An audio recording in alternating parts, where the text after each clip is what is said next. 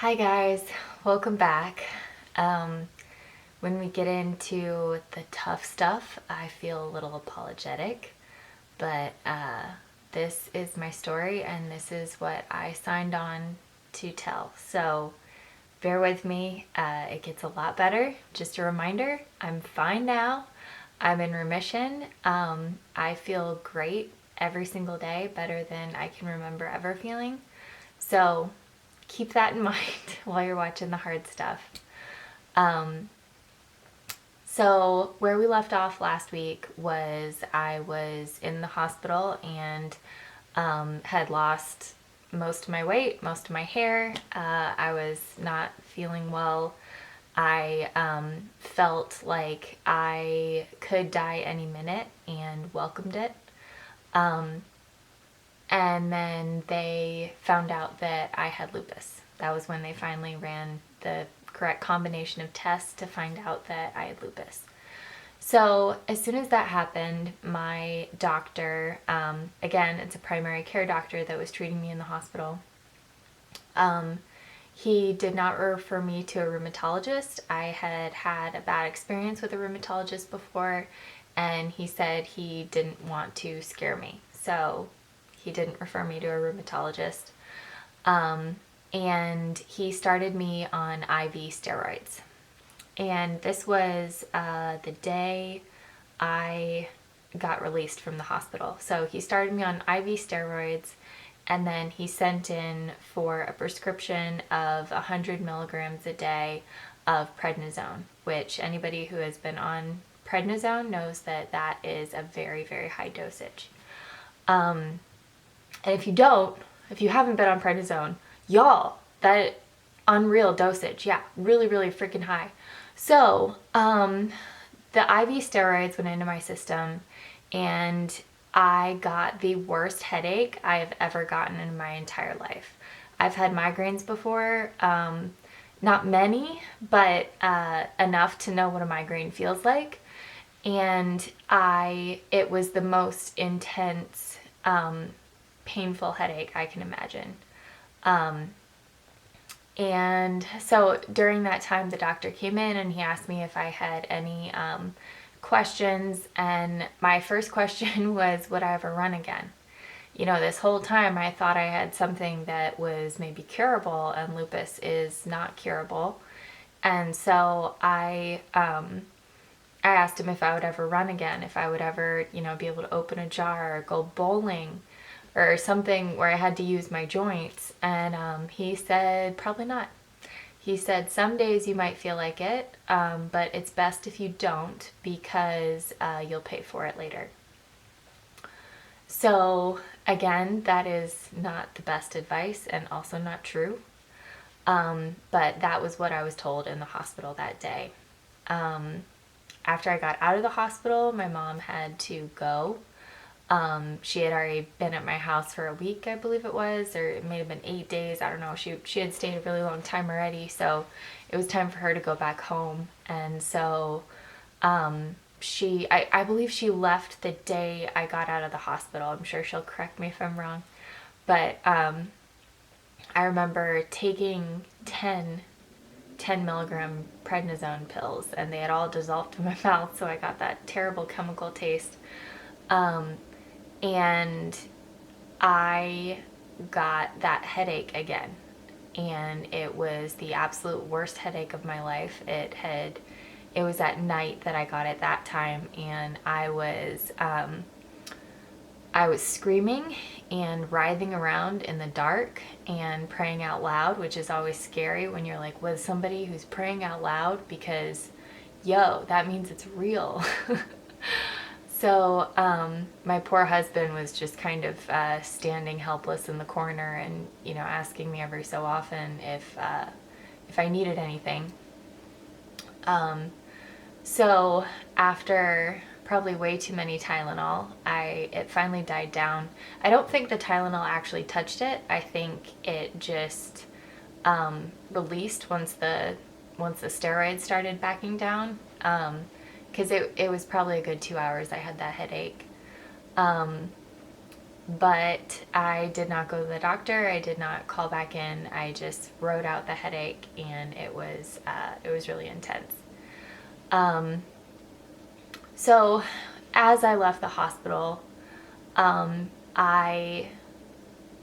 the doctor had set up an appointment for me a few days later, just to come back and see him and talk about everything. He really discouraged questions right off the bat. He said, don't worry about it. Just go home, take the steroids, you'll feel better, and then you can come into my office and we could talk about everything.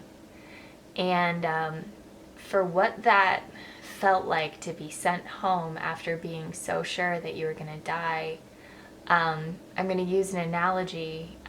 When I was 17, I got into this car wreck, and what had happened was my car veered off the road and into a guardrail where the cable from the guardrail had jumped the other side of my car, and then I had recorrected, but it was still around my car, and so as it drove forward, it bent the front of the car down and flipped us forward.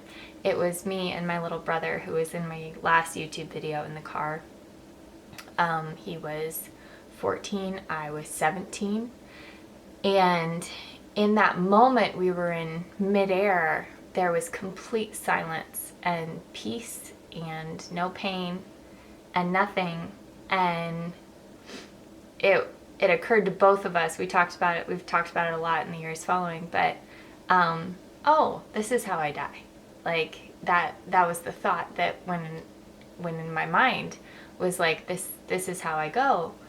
And then as soon as we hit, I expected there to be nothing. I expected that just to be the end, and I wouldn't feel anything anymore, and I would be, rushed into the afterlife, whatever that looked like.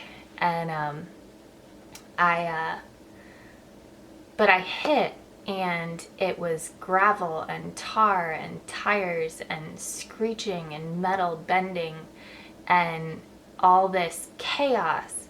And that was what it felt like leaving the hospital. It felt like silence going in. Like I was just, any minute it was going to be over and it was going to be okay again. And then going home after that felt like the car sliding through the highway.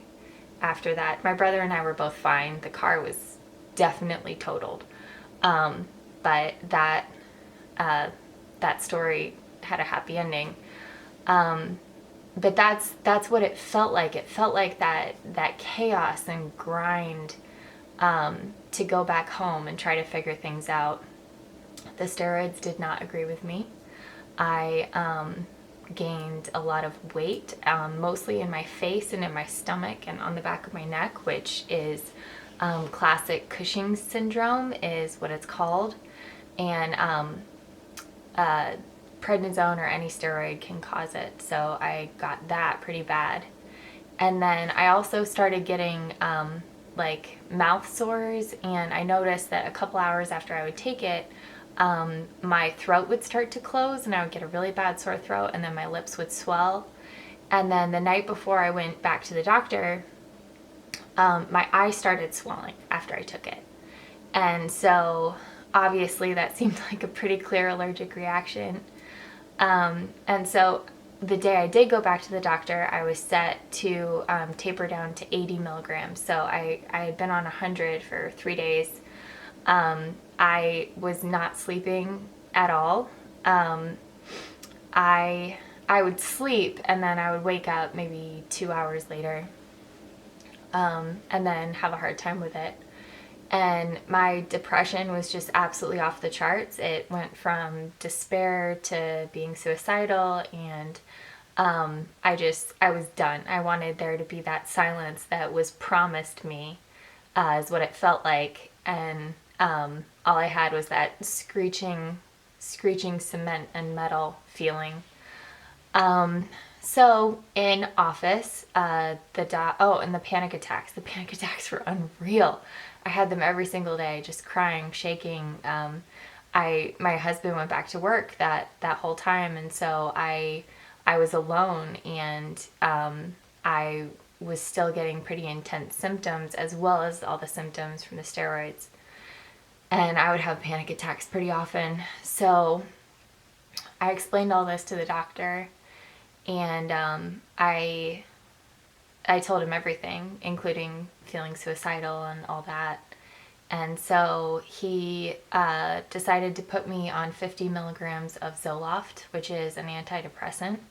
I wasn't crazy about it. I wanted something that I only had to take sometimes, but at the time I didn't realize that Xanax was like a lot of drug seeking people, like they try not to prescribe Xanax right off the bat. And I wasn't drug seeking. I just didn't want to have a depression or anxiety medication that I had to take every single day. And so he prescribed me Zoloft 50 milligrams. He said he wanted me on that 3 months at least. And then he put me on Plaquenil, which is 100 milligrams. And then right at the end, I said, what about the prednisone? My throat's closing. And so he switched my medication to dexamethasone. And I will tell you guys about that later. But this is where I'm going to stop for now. So thank you so much for watching. I will catch you guys on the flip side.